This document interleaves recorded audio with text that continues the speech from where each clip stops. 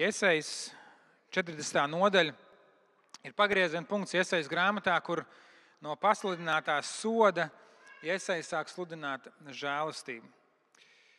Tā bija vēsts Izraēla tautai, kad tā bija varena tautu satriekta, kad tā bija nogurusi, kad tā bija savas vainas pārņemta. Un Jesaja raksta 26. pantā: paceliet savas acis. Paceliet savas acis augšup. Skatieties uz Dievu. Viņš nogurušam dod spēku, viņš spēcina to, kam nav stipruma. Nogurst jaunekļi un pagurst varoņi, kluptiņi tie klūp, bet kas cer uz kungu, atgūst spēku. Ceļas spārnos kā ērgļi, skrej un nepiekūst, iet un nepagurst. Viņš saka, ceriet uz kungu. Tad, kad jums pretī stājas lieli izaicinājumi, lielas grūtības. Un šo 40. nodaļu Lūkas evaņģēlijā Lūka citē, kad runā par Jāni Kristītāju, kurš ir tas, kurš sataisa tam kungam ceļu. Un pēc Jāņa nāk Jēzus. Viņš ir tas, kurš nogurušajiem dod spēku. Uz viņu cerot, mēs ceļamies spārnos. Mēs skrienam un nenogurstam, mēs ejam un nepiekūstam.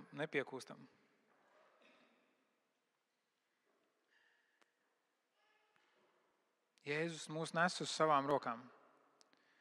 Kaut kādā ziņā burtiski Jēzus mūs ir uznesis pie krusta. Nevis, lai mums būtu jāmirst, bet lai mūsu grēki tur tiktu piesisti. Jēzus mūs nes. Kaut kādā ziņā Jēzus mūs arī ienes Dieva klātbūtnē. Ja nebūtu Jēzus Kristus upura, mēs nevarētu viņam tuvoties. Mums būtu joprojām jāievēro bauslība, mums būtu joprojām jādzīvo pēc šiem noteikumiem un upuru kārtības. Mēs joprojām stāvētu vainīgi Dievu priekšā, bet tāpēc, ka ir Jēzus, mēs varam tuvoties Dievam. Mēs varam nākt viņa klātbūtnē. Tāpēc, ka ir Jēzus, tāpēc ir draudze. Tāpēc ir Kristus draudze. Ir kristieši. Tāpēc, ka ir Jēzus, ir mājvieta. Tāpēc, ka Jēzus bija seminārs, tāpēc, ka Jēzus ir mājvieta. Ja nav Jēzus, tad, mīļie draugi, mums te nav ko darīt ejam mājās. Un tā ir tā mūsu cerība, un tas ir tas mūsu spēks. Un mēs iekalpam ievadā bišķiņ runājām jau par to, ka šis ir tas tumšais laiks, kur to spēku šķiet vajag visvairāk. Kur vajag to kaut kādu atspērienu, kur mēs ilgojamies pēc tās gaismas, pēc tās siltuma. Un vēl tagad visas šīs lietas, kas notiek apkārt, varbūt tās ir tās slimības. Daudz no mums šajos 2 mēnešos ir slimojuši un vairāk kārtīgi. Kādi joprojām slimo un nevar būt kopā ar mums šeit. Un nogurdinoši, tas ir nogurdinoši. Spēkus izsīkoši. Un varbūt fiziski mēs tos spēkus vēl kaut kā dabūnam atjaunot, un ja reiz esam šeit, tad laikam mēs esam tie veselie, un tomēr tas ir nogurdinoši. Man liekas, cik ilgi vēl? Cik ilgi vēl, Dievs? Varbūt tie ir politiskie notikumi. Tas, kas šobrīd notiek ar pārunām, ar Trumpu, Zelenski un Putinu, un šķiet tas mūs atmet atpakaļ 22. gadā, kad sākās šī pilna mēroga iebrukums, un liekas, kas tālāk? Vai tiešām mūsu dzīve un daudz miljonu Ukraiņu dzīve ir pakļaut vienkārši kaut kādu lielo politiķu spēlītēm? Un tas nogurdina, tas ir stress, un varbūt mēs cenšamies, mēs sev atgādinām, pagaidām Latvijā mums ir miers, mums viss ir labi, uz mums neviens nešauj, un tomēr pakausī liekas, tie ķēniņi un tie varenie, un mēs jūtamies bezspēcīgi tā priekšā. Vai varbūt ir iestājies tāds sagrums un šaubas par draudzes darbu un kalpošanu, un liekas, mēs visādas lietas esam izmēģinājuši, visādas lietas daram, un kaut kas sanāk, un kaut kas ir labs, un kaut kas varbūt arī negluži. Un liekas, cik ilgi, un es tad ņemu un daros, un kalpoju, un domāju, un organizēju, un ir tāda sajūta, ka es esmu kaut kur iesprūdis. Un liekas, cik ilgi. Un te saka, kas cer uz kungu. Kas cer uz kungu, tiem viņš dod spārnus kā ērgļiem.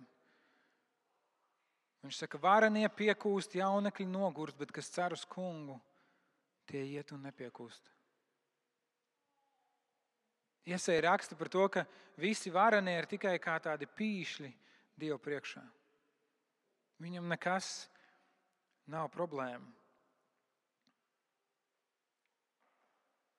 Jānis nāk un sataisa tam kungam ceļu. Un tad nāk tas kungs, Jēzus Kristus. Un viņš nenāk ar tādu pompu. Ja viņš nenāk ar tādu, hei, šeit es esmu, metieties ceļos, pielūdziet mani. Viņš nāk, un viņš dzīvo ikdienas dzīvi kopā ar saviem mācekļiem. Viņš māca par debesu tēvu, viņš rāda debesu tēvu. Viņš nāk un ienes dzīvību tur, kur ir nāve. Viņš ienes dziedināšanu tur, kur ir slimība. Viņš ienes drosmi tur, kur ir bailes. Viņš ienes spēku tur, kur ir pagurums. Viņš nāk un viņš ir kopā. Viņš kopā ar saviem cilvēkiem, ar saviem mācekļiem.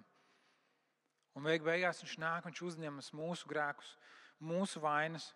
Viņš uznes to pie krusta, un pie krusta viņš saka, viss piepildīts. Un priekšskars templī pārplīst uz pusēm, un mēs varam ieiet pie tēva. Kopā ar Jēzu mums nav jāapstājas, mums nav jāpagurst zem nastas. Un mēs varam būt stiprināti ticībā. Paļaujoties, ka mūsu ticības pārbaudīšana rada izturību. Un tas nenozīmē, ka mēs vienkārši tā paslaukam malā to savu nogurumu, mēs paslaukam malā tās savas šaubas vai uztraukumu, bet ka to mēs nesam Dievu priekšā. Uzticam viņam.